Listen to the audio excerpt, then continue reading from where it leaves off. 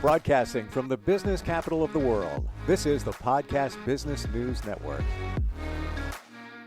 Hey, welcome back, everybody. One of the most important things in your life to stay healthy, to have a great life, to have clarity, all of that is sleep.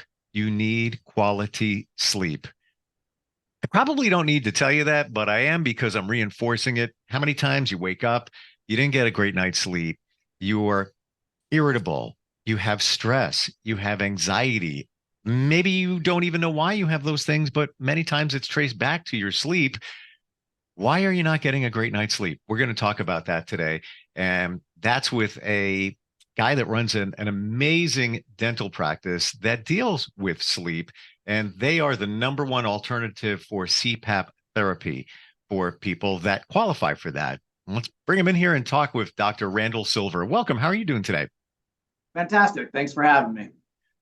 It's so great to have you here. And the sleep thing in my journey, I learned how important it was. I used to wake up at 3:54 a.m. for decades doing morning radio and would take a nap. And I got to tell you, my quality of life was meh. It was okay, but I know it wasn't where it needed to be. And I had a job, so I had to balance that all out. Sure. Now I've changed my hours. I get better sleep, and it's made such a difference. When it comes to sleep and people that can use the type of appliances that we're going to talk about today, what do you think? And this is ballpark, the percentage of us can use one of those appliances and don't even know that maybe that would work for us? A lot. So, there's been quite a few studies out there, but there is a large percentage of people around the globe, yet alone here in the States, that are really suffering from some sort of sleep breathing disorder, one type or other. I think in our modern society, there's sort of this chronic sleep deprivation that people build up. And so many people don't know that they have a sleep breathing disorder. It's not adequately screened for. Most physicians out there, they're crazy busy, right? So you go in and you have a problem and they address that problem. But they're really not diving into your sleep health unless you sort of bring it up. Like, hey, doc, I'm tired all the time. Why is that? Um, so it's pervasive. It's out there. There's studies that say that 80% of the people with a sleep breathing disorder are undiagnosed and are not getting treatment. Wow. Yeah. Let's go to the basics. How would you know that you have an obstructive sleep issue? Well, you can kind of start to think about that. One, if you're symptomatic, right? If you're just exhausted all the time, right? If you struggle to stay awake in certain situations where you would want to, like you try to watch a TV show and you nod off, or you can't make it through a movie, or you're a passenger in an automobile for some time and you're always sort of just nodding off. So for people that sort of fall asleep really quickly when they stop being active, that could be a sign that you're not getting adequate sleep. And there's lots of other signs like that. If you get up to use the bathroom multiple times at night, that's a sign. Hmm. If you're noticing that you're more irritable or moody or starting to suffer from some mental health issues or problems, that can all be tied back to your sleep. A lot of times when we're screening patients, we're going to look at their medical history, and there's a slew of medical conditions that make it more likely that you might have a sleep breathing disorder. So if you have Hmm. hypertension or diabetes, in fact, those are kind of the big two. So when I see a patient that comes in and they have hypertension and they are diabetic, 8 out of 10 times they're going to have sleep apnea. Why is So that? What's the correlation between the two? So there's a lot of links between it. Sometimes it's a little tough to see which comes first, the chicken or the egg. But for example, people that have sleep apnea, just kind of basic. So people with sleep apnea, when they sleep, their airway gets completely collapsed and shuts off. So they stop breathing. And when you stop breathing, as you know, if we don't breathe, we don't live, right? So the brain is hardwired to detect those situations. So if you're asleep, you don't know that you've stopped breathing, but your brain does. So the brain goes into that fight or flight mode because it knows if you don't wake up and open that airway up, you're going to die. So a whole sequence of events starts to take place to wake you up. One of those things to help wake you up is to increase your blood pressure, and the body will start constricting your blood vessels. So as this is happening, every 5 minutes or every 10 minutes, or for some patients, it's every 40 seconds, right? All that constriction of those blood vessels then leads to a constant state of hypertension. In fact, there's when a lot of patients that are struggling to manage their hypertension, they're on 2, 3 different medications and they're still struggling. Almost always, that's like, okay, you've got untreated sleep apnea. There's no that's almost always the case. And so same with like diabetes. There's a little bit more of a nuance there. Some of it is weight related. So the more you struggle with obesity, the more likely you are to have both a sleep breathing disorder and diabetes. But also, as we were just kind of talking about, those things your brain is trying to do to wake you up so that you will actually breathe and live. One of those things is it's dumping all sorts of hormones into your bloodstream that shouldn't be there while you're sleeping. So you're having that hormonal imbalance, and that again can sort of lead to those conditions.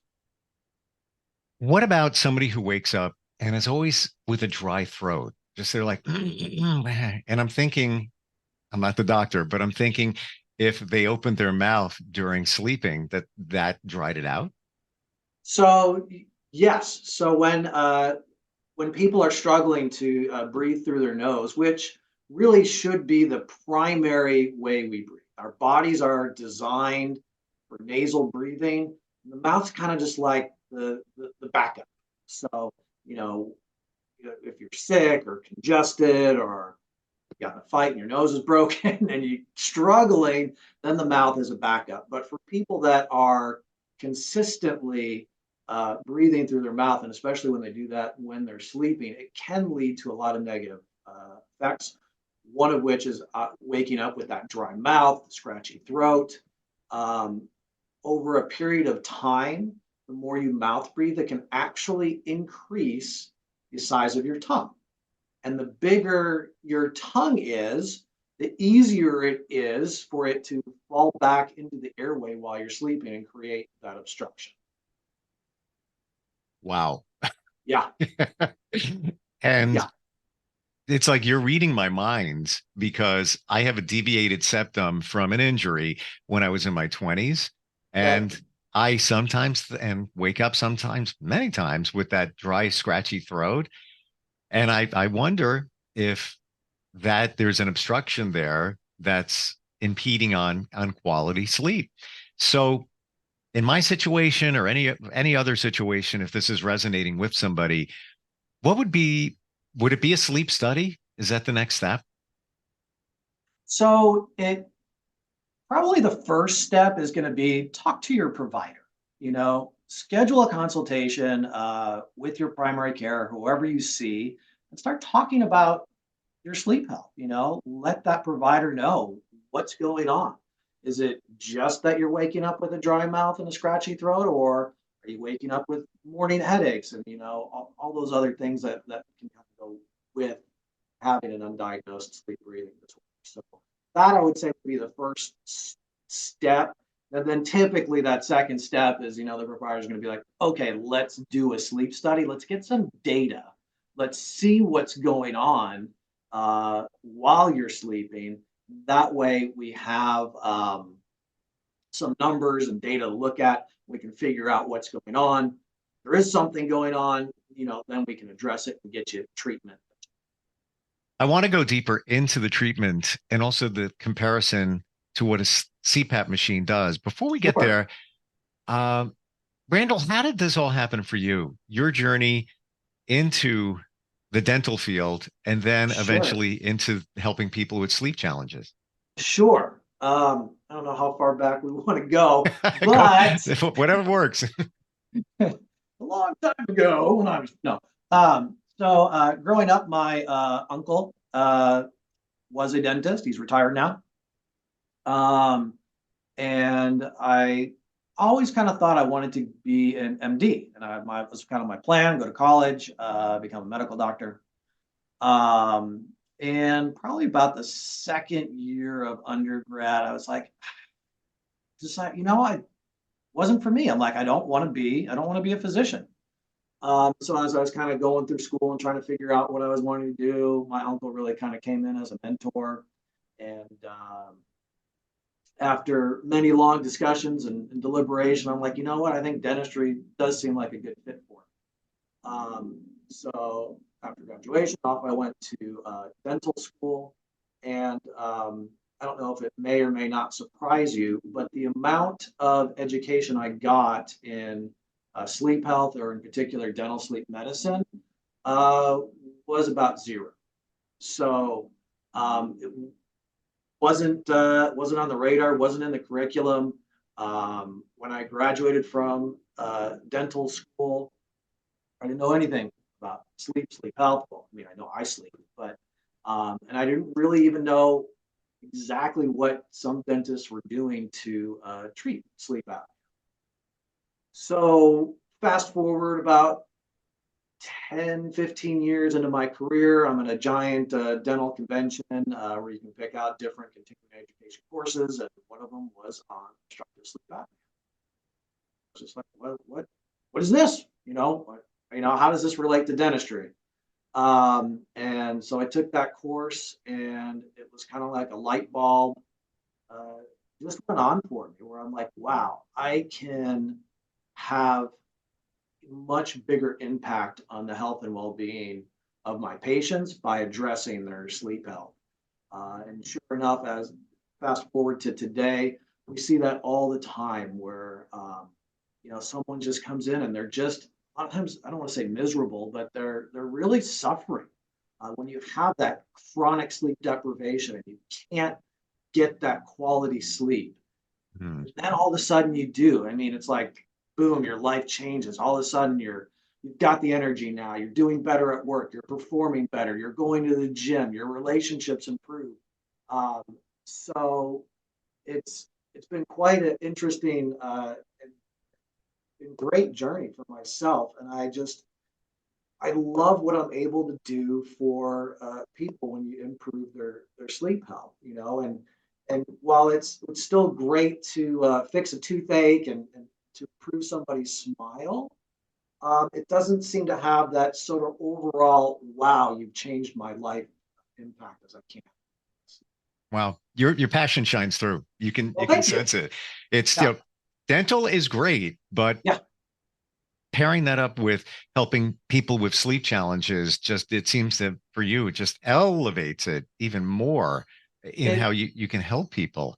it really does, and I mean, a part of it too is just the messaging. So many people they just don't know. They're not being screened for it. They're walking around feeling terrible and not knowing why. So it's kind of like I kind of have a two-pronged approach. One, I'm trying to obviously, educate my community, and also, I'm out talking with the physicians and other providers in the area and being like, hey, you got to start doing a better job screening.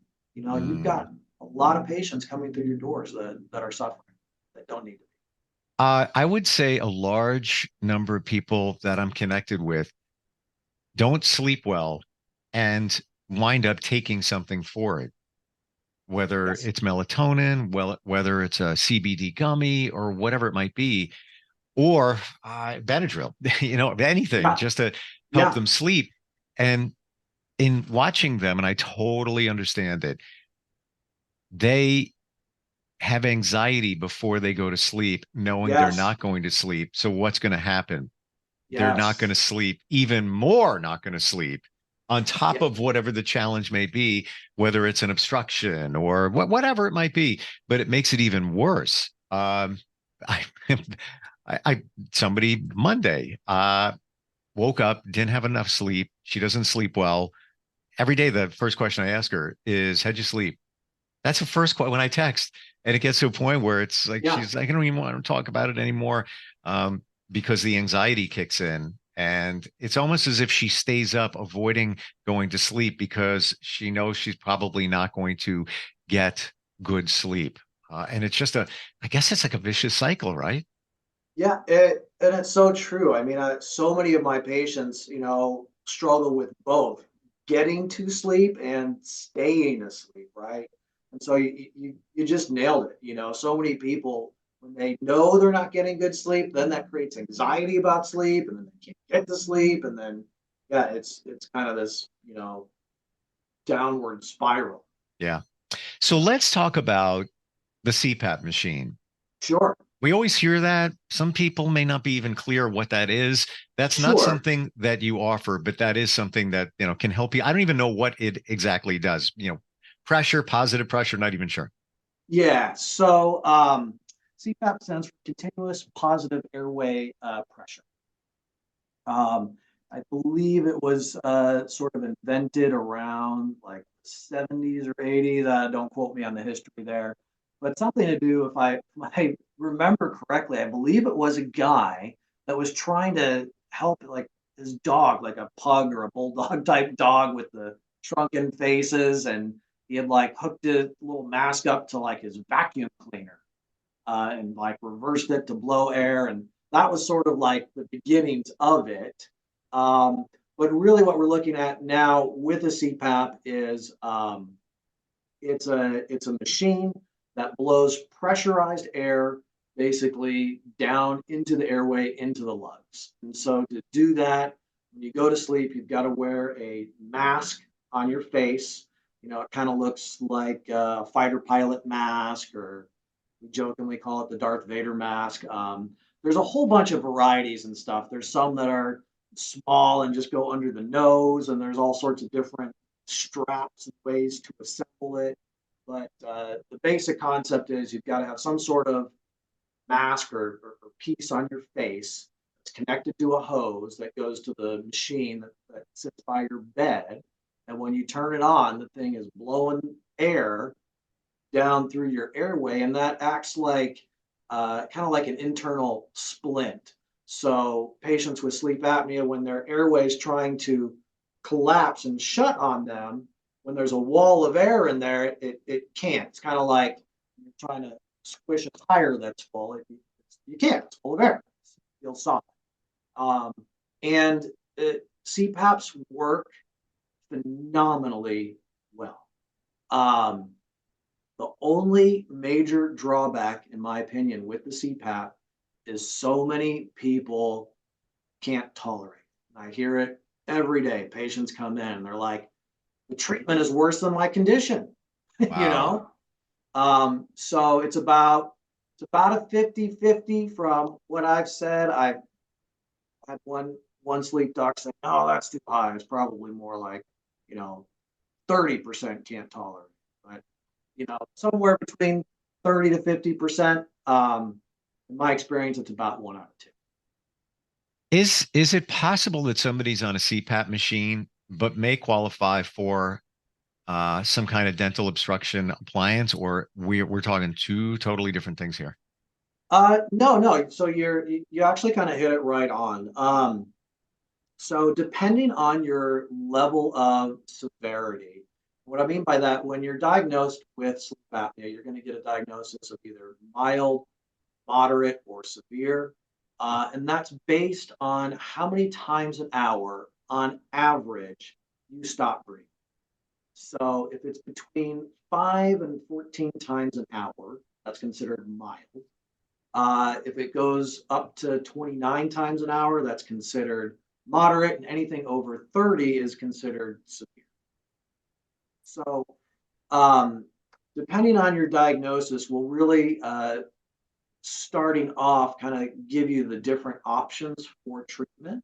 There's three main treatment options for people with sleep apnea, and it's CPAP, the dental devices that I make, which is referred to as oral appliance therapy or a mandibular advancement device.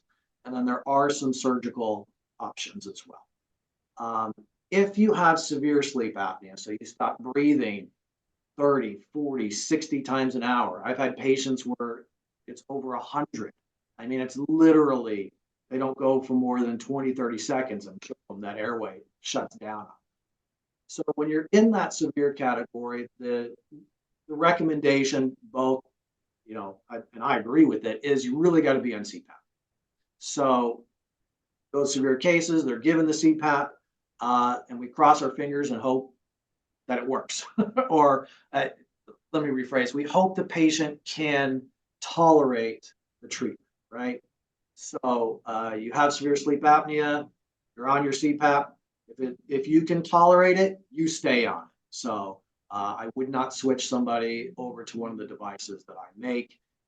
We seem to see a little bit of diminishing return on how effective the dental devices are when you are that severe. Wow. Now, with that said, there are plenty of patients that are severe that can't do the CPAP, right? Maybe they're claustrophobic, or they have a skin condition, or it gives them anxiety, or the air is blowing into their stomach or drying out there's so many reasons why people can't tolerate it. So if they've given the CPAP college try and they've failed, then they're a candidate for the dental device. If you're originally diagnosed and you're in that mild to moderate category, then really you have the option, right? Do you want to try the dental device? Do you want a CPAP, or do you want to talk about surgery? Next time we get together, I want to talk very deeply about the appliance. Sure. How it's fit, how it's set up. Final question here. Yeah. If you find yourself having some sleep challenges and you take something, let's say it's a CBD gummy, very popular. Sure. And that seems to do the job. Maybe you only wake up twice in the night and you feel fairly refreshed. You need to rely on that to get that sleep. Would you say, in your opinion, that that's, if that's working, that seems to be okay? Don't go to the next step. Or should you just say, really shouldn't have to be taking something. Let me back that up a little bit. Yeah. So if you find yourself needing to rely on a gummy or a medication or melatonin or something like that, at the very least, right, talk to your provider about it. Talk to them about your sleep. Doc, I'm struggling with my sleep. I've got to take X, Y, and Z. These are the issues that I'm having. I suspect more often than not that will lead to a sleep study, right? And then we can find out, right? Is it because you're just too anxious, right? And you're not able to turn your brain off and get to sleep? Or is there something more serious going on? Learned a lot today. Can't wait to learn more. This is so important in the quality of our lives. And it is. Sometimes it's a relatively easy fix in seeing somebody like you that can diagnose this, come up with a solution, and you're good to go. Randall, how do we connect with you? And I know that you're located in Kansas City. Do I have that right? That is correct. Yep, we're in a suburb of Kansas City. Got it. Unfortunately, you can't do this virtually. Right. But, And it really needs to. If you're interested and you live in New York, I can find you a dental sleep medicine specialist out there. So if you're looking for somebody, I'm in a network with a bunch of other dental guys like myself. I feel like I know the best of the best around the country. But definitely, if you're in the Kansas City area, super easy to look me up on the web, www.sleepmattersandllc.com. Put that in there because someone else already had my name. So sleepmattersllc.com. You can easily get a hold of us. Fantastic. And sleep does matter. I don't believe we all realize how important it is for quality of life.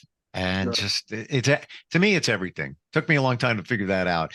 Randall, great talking with you. Love your passion, and looking forward next time we get together.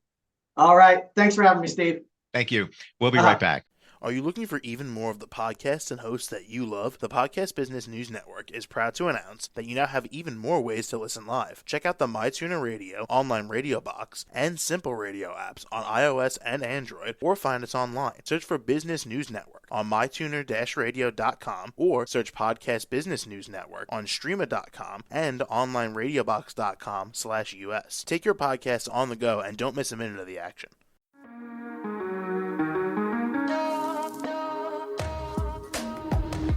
Broadcasting from the business capital of the world, this is the Podcast Business News Network. For nearly 2,000 severely injured veterans, everyday life has become filled with barriers. Day-to-day simple tasks can become pretty daunting. I have to carry my chair up 2 flights of steps or have somebody do it for me. What scares me the most is just the falling. When I'm struggling with my house, I think, to have that one great barrier just knocked down, it's crucial.